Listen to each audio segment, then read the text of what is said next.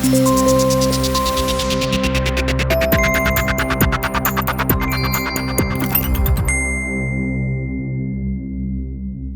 the Scottish Government's recent announcement of £500 million of support for bus priority measures is not a signal of a step change in the thinking of politicians, then the reception of the world's leaders in Glasgow for the UN's 26 Colombian pesos climate change summit next year certainly will be. It is great to see bus finally being considered as a viable and sustainable solution to the current climate change emergency, and at First Bus we are determined to play our part in driving change. As an industry, we have a responsibility to educate and inform the elected representatives in our local communities about the importance of seizing the opportunity presented to us by the First Minister's programme for government commitments. As a business, one of our main goals is to make bus part of the solution when it comes to improving air quality in the city. Cars are one of the biggest polluters, with over 60% of the city's emissions coming from cars. We are keen to work in close partnership with Glasgow City Council in delivering this low-emissions zone, and we have been at the forefront to deliver the first two phases of the programme.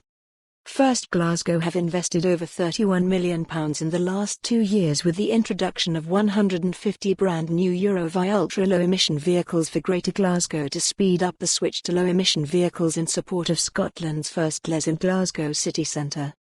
First Glasgow are on track to be 40% compliant with the city's low-emission zone criteria by December 31, 2019. This has been achieved by a combination of our new vehicle investment rollout and the more limited retrofitting of Euro 5 vehicles to get them up to Euro 6 standard. First Glasgow acknowledged that it has a massive role to play to help deliver the full potential of public transport in Greater Glasgow. Bus priority lanes support the LES, but more needs to be done to reduce the free access by car to many highly congested parts of the city centre. Car parking in the city needs to be replanned and moved away from the core of the city centre in order to help the attractiveness of the built environment. Active travel and public transport have to be prioritised to deliver on the critical place-making agenda of the city. To deliver a public transport system the city can be proud of, the key radial routes of the city must have a much greater level of priority for public transport users to build in the reliability of journey time such measures deliver, along with improvements to the current sub-10 miles per hour average speeds that people currently endure.